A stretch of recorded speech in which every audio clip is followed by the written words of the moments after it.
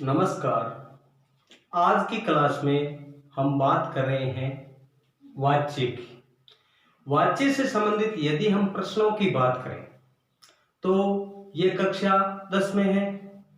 इसके अलावा समस्त प्रतियोगी परीक्षा जिसमें हिंदी होती है उसमें वाच्य लगभग परीक्षाओं में वाच्य से संबंधित प्रश्न पूछे जाते हैं।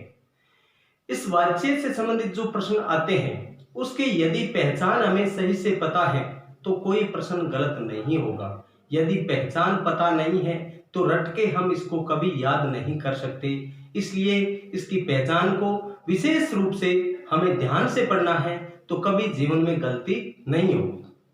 तो पूरा प्रयास करेंगे पढ़ने का तो गलती नहीं होगी। देखो वाच्य वाच्य वाच्य का भाग 1 का जो वीडियो बनाने जा रहे हैं। वाच्य कहते किसे हैं? कर्ता, कर्म तथा भाव के अनुसार क्रिया के लिंग, वचन और पुरुष का होना वाच्य कहलाता है।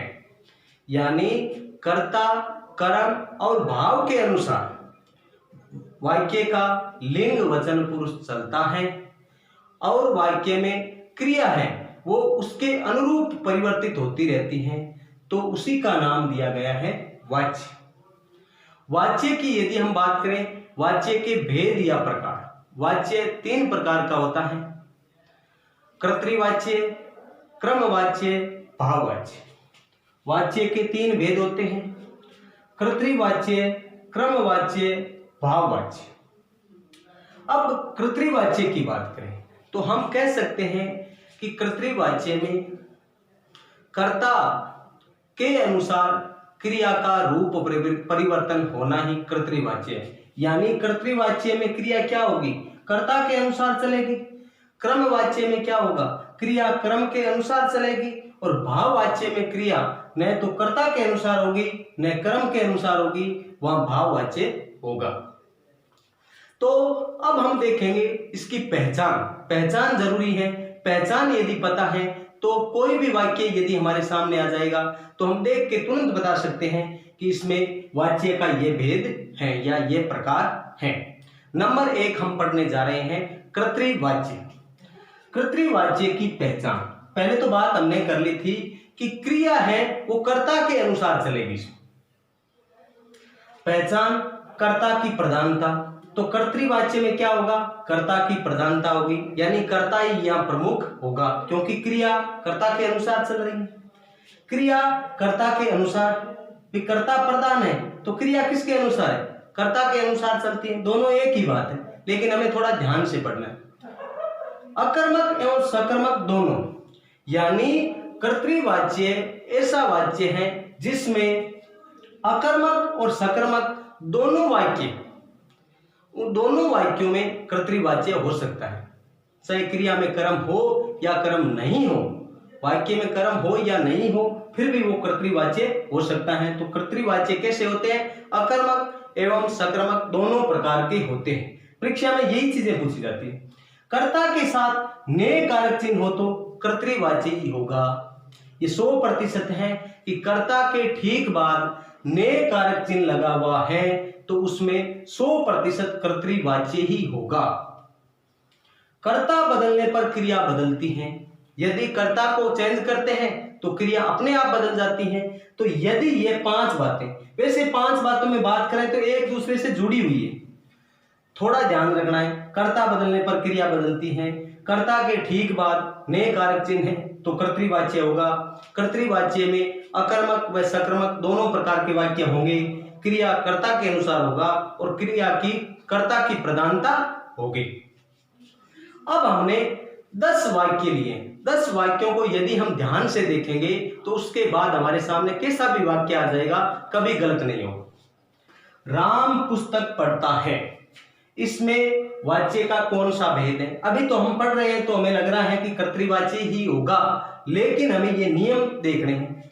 राम पुस्तक पढ़ता है तो इसमें एक चीज और देखनी है कि लिंग, वचन ये क्या होंगे? कर्ता के अनुसार ही क्रिया।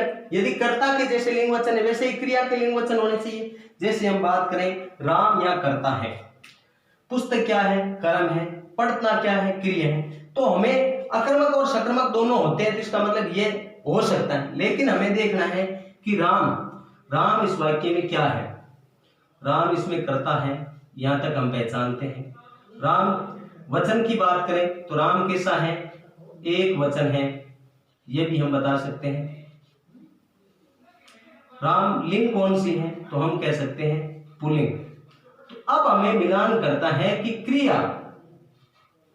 क्रिया इसके अनुसार है या नहीं। पुस्तक पढ़ता है, पढ़ता जो क्रिया है, क्रिया में देखें क्रिया कैसी है। वचन की बात करें, क्रिया एक वचन है। लिंग की बात करें तो क्रिया क्या है, पुल्लिंग है। एक चीज तो यह देखें, क्योंकि हमने यह भी पढ़ा था कि कर्ता के अनुसार क्रिया चलती है। पहली बात, कर्ता की प्रधानता है, क्रिया कर्ता के अनुसार है। अकर्मक एवं सकर्मक दोनों हो सकते हैं, तो इसमें पुस्तक कर्म है, इसका मतलब ये सकर्मक वाक्य है। कर्ता के साथ नए कारक चिन्ह इसमें नहीं है, तो नए कारक चिन्ह वाले भी देख लेंगे। कर्ता बदलने पर क्रिया बदलती है, ये बात सही है। राम के स्थान पर यदि हमने लिख दिया कि सीता पुस्तक पढ़ती है, कर्ता के अनुरूप क्रिया बदलती है, तो हम कह सकते हैं इसमें कर्तृवाच्य है। सीता पुस्तक पढ़ती है, ठीक सामने ये वाक्य दे दिया, तो राम के स्थान पर हमने सीता किया है, तो सीता, अब ये एक वचन है तो एक वचन है, इस सीता स्त्रीलिंग है, तो ये पुस्तक पढ़ती क्या है, ये भी स्त्रीलिंग है, तो हम कह सकते हैं कि इसमें भी कर्तृवाच्य है। वे पुस्तक पढ़ते हैं, वे क्या है, बहुवचन है, तो पढ़ते हैं क्या है, बहुवचन है, तो क्रिया कर्ता के अनुरूप परिवर्तित हो रही है, इसका मतलब कर्तृवाच्य है। तीन तो ये क्रिया वाले हो गई। लड़की फूल तोड़ती है, तो हम लिख सकते हैं लड़का फूल तोड़ता है, तो कर्ता के अनुरूप क्रिया परिवर्तित हो रही है, इसका मतलब इसमें कर्तृवाच्य है। भारत ने नया उपग्रह छोड़ा, कर्ता क्या है, भारत है, और कर्ता के ठीक आगे ने विभक्ति चिन्ह से जुड़ी हुई है, तो हम कह सकते हैं कर्ता के साथ ने कारक चिन्ह होता है तो वो कर्तृवाच्य होता है, तो इसमें भी हम पहचान लेंगे कि इसमें कर्तृवाच्य है। मोर नाचता है, अब मोर नाचता है वाक्य में कैसा है, सकर्मक या अकर्मक, क्योंकि कर्म है नहीं इसमें, इसका मतलब ये अकर्मक है। अकर्मक में भी हमने बात की थी। अब मोर नाचता है, तो कर्ता के अनुरूप क्रिया चल रही है। यदि हमने कह दिया मोरनी, तो नाचती है, कर्ता के अनुरूप क्रिया चल रही है, तो कर्तृवाच्य है। राम विद्यालय से आ रहा है, अब न तो इसमें विभक्ति चिन्ह है, ने विभक्ति नहीं है, से विभक्ति लगी हुई है। से आती है हमारे थोड़ा दिमाग में आ जाता है कि क्रम में होता है, भाव वाक्य में होता है, लेकिन यहां से को छोड़ूंगा। राम विद्यालय आ रहा है, यदि मैंने लिख दिया सीता विद्यालय से आ रही है, राम के स्थान पर सीता किया, तो कर्ता के अनुरूप क्रिया चेंज हो रही है, तो ये कर्तृवाच्य है। सीता ने खत लिखा, सीता ने, कर्ता के ठीक आगे ने विभक्ति लग गई, तो कर्तृवाच्य है। राम ने पुस्तक पढ़ी, कर्ता के ठीक आगे ने कारक चिन्ह है, इस वजह से हम कह सकते हैं ये कर्तृवाच्य है।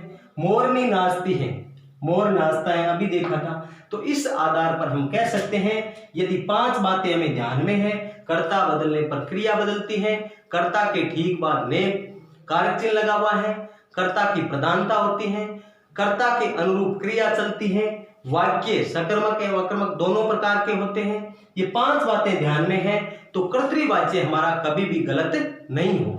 अब हम बात करेंगे क्रमवाच्य। अब हम आगे देख रहे हैं क्रमवाच्य। क्रमवाच्य यानी जहां पर क्रिया है जो क्रम के अनुसार चलती है। पहले हमने पढ़ा था कर्तृवाच्य, उसमें क्रिया कर्ता के अनुसार चल रही थी। क्रमवाच्य में क्रिया है जो क्रम के अनुसार परिवर्तित होगी, चलेगी। लेकिन इसी में भी हमें यदि पहचान की बात करें, कुछ बातें यदि हमें ध्यान में है तो ये भी कभी गलत नहीं होगा। पहचान और कुछ बातें ये ध्यान रखनी है। पहचान, कर्ता, कर्ता के बाद से, के द्वारा या द्वारा, कोई सा भी आ सकता है। कर्ता के बाद से, के द्वारा या द्वारा आ सकता है। उसके ठीक बाद कर्म, उसके ठीक बाद कर्म, कर्म के ठीक बाद आती है मुख्य क्रिया, और मुख्य क्रिया इसमें भूतकाल की होगी। और उसके बाद जाना क्रिया का जो रूप होगा वो काल के अनुसार चलेगा। ये बात यदि हमें ध्यान में है तो 5 बातें और ध्यान रखेंगे तो फिर हमारा जीवन में कभी भी वाच्य गलत नहीं होगा। कर्म की प्रधानता, तो इसमें कर्म के अनुसार क्रिया परिवर्तित होती है, तो कर्म की प्रधानता, क्रिया कर्म के अनुसार, यानी बातें वही है, हम थोड़े 2 बार देख लेंगे तो सारी चीज समझ आ जाएगी। सकर्मक, यानी यह वाक्य सदैव कैसा होगा, सकर्मक। कर्तृवाच्य में हमने देखा था वाक्य सकर्मक एवं अकर्मक दोनों रूप थे, यहाँ केवल वाक्य कैसा होगा, सकर्मक होगा, तो ये क्रमवाच्य होगा। पहली बात ये विशेष ध्यान रखिए। कार्य के अचानक होने पर, यानी ऐसे वाक्य हमें देखने को मिलेंगे जहां पर कार्य अचानक हो जाता है। कई कार्य ऐसे होते हैं उनका पहले से पता नहीं होता, अचानक हो जाता है, उसमें 100% क्रमवाच्य होगा। प्रशासनिक भाषा या जो आदेशात्मक भाषा कहते हैं, प्रशासनिक या आदेशात्मक जो भाषा है उसमें भी क्रमवाच्य ही होगा। कर्ता, यदि सरकार, समाज एवं संस्था तीनों में से कर्ता के रूप में सरकार, समाज या संस्था यदि होगी तो भी वाक्य 100% क्रमवाच्य होगा। इतनी बातें यदि हमें ध्यान है तो हम देखते ही पहचान जाएंगे कैसा भी वाक्य होगा कि इसमें वाच्य कौन सा है, तो हम आराम से पहचान सकते हैं। कुछ क्रमवाच्य के जो उदाहरण हमारे सामने हैं उसको आराम से देखेंगे तो सारी बात समझ आ जाएगी। राम ने पत्र लिखा, राम ने पत्र लिखा, कर्ता के ठीक बाद ने विभक्ति है, तो हमने पढ़ा था कि वो कर्तृवाच्य होगा, तो पहला ये कौन सा है, कर्तृवाच्य है। और अब हम कर्तृवाच्य से क्रमवाच्य बना रहे हैं। प्रश्न ऐसे भी आते हैं कि कर्तृवाच्य से क्रमवाच्य बनाओ, तो दोनों चीजें साथ में देख रहे हैं। राम ने पत्र लिखा, अब हम राम के द्वारा, क्योंकि ने विभक्ति के स्थान पर कर्ता के ठीक बाद से के द्वारा या द्वारा शब्द होना चाहिए, तो इसमें आ गया राम के द्वारा, एक शर्त पूरी हुई। और उसके ठीक बाद कर्म, उसके ठीक बाद क्या है, पत्र, कर्म है। और कर्म के बाद मुख्य क्रिया जो भूतकाल में लिखा, भूतकाल की क्रिया है। और जाना क्रिया का जो रूप, गया क्या है, जाना क्रिया का रूप है, वो काल के अनुसार चेंज होगी, तो भूतकाल के अनुसार यहां जाना क्रिया में लेनी है, लिखा गया। तो राम के द्वारा पत्र लिखा गया, इसमें कौन सा वाच्य है, तो हम आराम से बता सकते हैं कि इसमें क्रमवाच्य है। 2-4 यदि हम पढ़ेंगे तो तुरंत समझ आने लग जाएगा, फिर कोई दिक्कत नहीं होगी।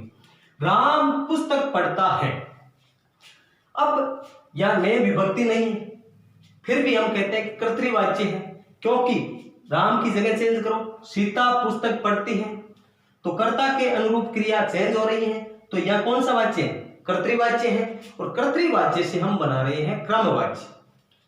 तो राम यानी कर्ता, कर्ता के ठीक आगे से के द्वारा या द्वारा शब्द, तो राम के द्वारा लगा दिया। उसके बाद कर्म, तो कर्म है हमारा पुस्तक, वो भी पढ़ा है। मुख्य क्रिया, मुख्य क्रिया राम के द्वारा पुस्तक पढ़ी, भूतकाल की बात है। और पढ़ी यानी वर्तमान काल की बात है। जाना क्रिया का रूप काल के अनुसार है, तो वर्तमान काल की क्रिया है, तो अब हम लिखेंगे जाती है, वर्तमान काल की क्रिया, काल के अनुसार क्रिया है, तो राम के द्वारा पुस्तक पढ़ी जाती है। राम पत्र लिखेगा, तो हम लिखें सीता पत्र लिखेगी, तो कर्ता के अनुसार क्रिया चेंज हो रही है, तो ये कर्तृवाच्य का है। और कर्तृवाच्य से हम बनाने जा रहे हैं क्रमवाच्य। तो राम के द्वारा पत्र लिखेगा, तो लिखेगा आ गया, भूतकाल की क्रिया है। और भूतकाल की क्रिया जाना क्रिया का रूप काल के अनुसार होगा, तो राम के द्वारा पत्र लिखा जाएगा। कवि ने कविता सुनाई, तो कर्ता के ठीक बाद ने विभक्ति है, तो कर्तृवाच्य है, हम पहचान लें, लेकिन हमें क्रमवाच्य में चेंज करना है। तो कवि के द्वारा कविता सुनाई, भूतकाल में सुनाई, और जाना क्रिया का रूप काल के अनुसार तो सुनाई गई। ये चीज यदि हम 1-2 बार पढ़ लेंगे तो फिर जीवन में कभी भी यदि वाच्य संबंधित प्रश्न पूछा जाएगा तो गलत नहीं होगा। अब कई बातें और हमने लिखी थी कि प्रशासनिक भाषा या आदेशात्मक जहां भाषा होगी वहां भी क्रमवाच्य होगा। कर्ता सरकार समाज संस्था होगी तो भी क्रमवाच्य होगा। कार्य के अचानक होने पर भी क्रमवाच्य होगा। आंधियां चलने लगी, तो आंधियां चलने लगी, इसमें यदि हम बात करें तो कार्य क्या हुआ है? अचानक। आंधी हमें कह के नहीं चलती कि भाई मैं अब चलने वाली हूं, तो कार्य अचानक हुआ, और कार्य अचानक होने की वजह से हम कह सकते हैं कि इसमें क्रमवाच्य है। कार्य की अचानक वाली बात है, कार्य अचानक। अचानक कार्य होने की वजह से हम कह सकते हैं गिलास टूट गई, तो गिलास टूट गई, अचानक टूटी, कह के नहीं टूटी, तो हम कह सकते हैं कि 100% इसमें कौन सा होगा? क्रमवाच्य होगा। यानी एक बार इतनी बातें यदि हमें ध्यान में है, कैसा भी प्रश्न आ जाएगा हम देखते ही तुरंत पहचान जाएंगे। अपराधी को दंड दिया जाए, अपराधी को दंड दिया जाए, भाषा कैसी है? प्रशासनिक है, आदेशात्मक भाषा है, और जहां आदेशात्मक या प्रशासनिक भाषा के जो शब्द है उस वजह से हम कह सकते हैं कि उसमें क्रमवाच्य होगा। या कुछ चीजें ध्यान रखनी है, आगे बात करेंगे। तो अपराधी को मृत्युदंड दिया जाएगा, दीपावली पर अवकाश रखा जाएगा, तो ये क्या है? प्रशासनिक। प्रशासनिक, प्रशासनिक या आदेशात्मक जहां भाषा की बात होती है वहां भी क्रमवाच्य होगा। सरकार द्वारा बेरोजगारों को भत्ता दिया जाएगा। अब सरकार के द्वारा बेरोजगारों को भत्ता दिया जाएगा, हमने बात की थी कि कर्ता, सरकार, समाज, संस्था जहां भी होगी वहां क्रमवाच्य होगा। तो यहां जो कर्ता कौन है? सरकार, और सरकार है तो इसमें कौन सा वाच्य होगा? क्रमवाच्य होगा। आर्य समाज द्वारा सामूहिक विवाह का आयोजन किया जाएगा, तो आर्य समाज क्या है? एक संस्था है। भारतीय क्रिकेट कंट्रोल बोर्ड द्वारा खिलाड़ियों का चयन किया जाएगा। भारतीय क्रिकेट कंट्रोल बोर्ड क्या है? आर्य समाज है, समाज की बात होगी। भारतीय क्रिकेट कंट्रोल बोर्ड क्या है? एक संस्था है, तो संस्था के द्वारा जो काम हो रहा है इसका मतलब इसमें क्रमवाच्य होगा।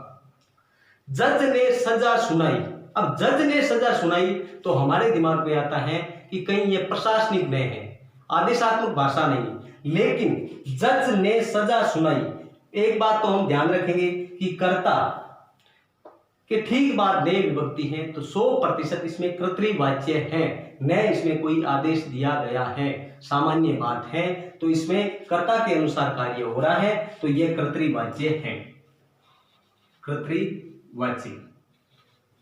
तो हम अब आराम से पहचान सकते हैं कि कर्तृवाच्य और क्रमवाच्य दोनों। अब बात हम करेंगे भाववाच्य को कैसे पहचाना जाए। यह सबसे सरल है पढ़ने में टॉपिक, और कठिन भी है, तो थोड़ा ध्यान रखें। यदि हम ये बातें पढ़ेंगे तो जीवन में कभी गलती नहीं होगी। तो अब हम बात करेंगे भाववाच्य। भाववाच्य में हम कह सकते हैं जहां क्रिया न तो कर्ता के अनुसार चेंज होती, न कर्म के अनुसार चेंज होती, वहां भाववाच्य होता है। ये तो परिभाषा है, लेकिन हमें इसकी पहचान यदि आती है तो हमें किसी प्रकार की कोई दिक्कत होगी नहीं। पहचान में हमें क्या ध्यान में रखा है? कर्ता, कर्ता के ठीक बाद से, के द्वारा या द्वारा से जुड़ा हुआ होना चाहिए। तो ये बात तो हमने यहां तक बात तो क्रमवाच्य में भी की थी, लेकिन से, के द्वारा या द्वारा के बाद क्रमवाच्य में यहां देखा था हमने कर्म होना जरूरी है, लेकिन यहां कर्म नहीं होता। इसके ठीक बाद आती है क्रिया, और क्रिया में जाना क्रिया का रूप अंत में हम देखते हैं। तो ये बातें, बाकी बातें तो हमने उसमें क्रमवाच्य में की थी, लेकिन एक चीज नहीं देखी थी कि इसमें कर्म होगा ही नहीं, और यदि कर्म है तो कर्म को वहां से निषेध करना पड़ेगा। भाव की प्रधानता होती है, तो भाववाच्य में भाव की प्रधानता होगी, कर्तृवाच्य में कर्ता की प्रधानता होगी, क्रमवाच्य में क्रम की प्रधानता होगी।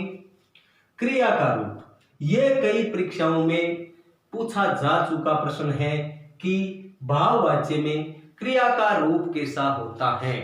तो क्रिया पुल्लिंग, एक वचन, अन्य पुरुष, ये कई बार परीक्षा में पूछा जा चुका है अलग से प्रश्न कि भाववाच्य में क्रिया का रूप कैसा होता है।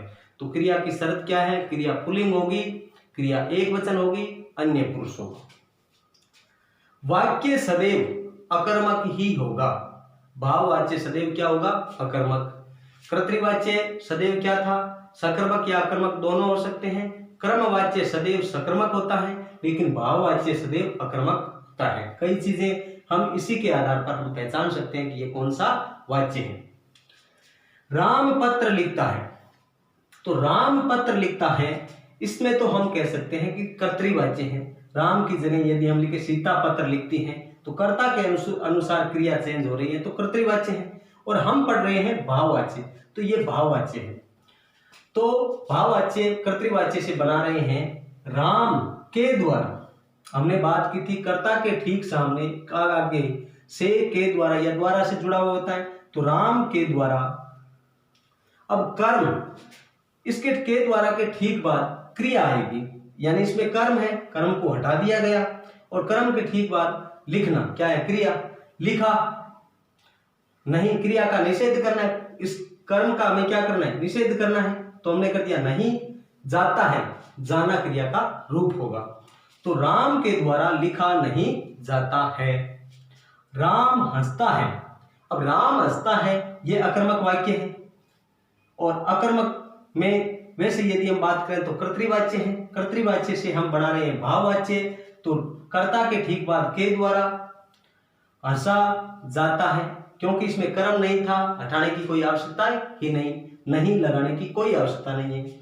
मोर नाचता है, अकर्मक वाक्य है, क्योंकि कर्म है ही नहीं, तो मोर के द्वारा नाचा जाता है। ये बात यदि हमें ये पहचान पता है तो किसी प्रकार की भाववाच्य में दिक्कत नहीं होगी। सीता दूध पीती है, तो सीता दूध पीती है कर्तृवाच्य है, और कर्तृवाच्य में सकर्मक भी है। सकर्मक की बात करें तो सकर्मक जहां होगा उसको मतलब कर्म को वहां से हटाना पड़ेगा।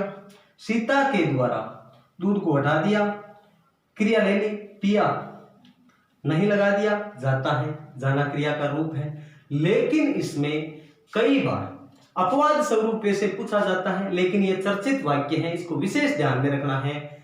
राम ने रावण को मारा, राम के ठीक बाद ने विभक्ति आते ही हमारे दिमाग में आ गया कि 100% कर्तृवाच्य है। लेकिन एक शर्त हमें ध्यान में रखनी है, क्योंकि यह राम क्या है, कर्ता है, और कर्ता के ठीक बाद ने विभक्ति है।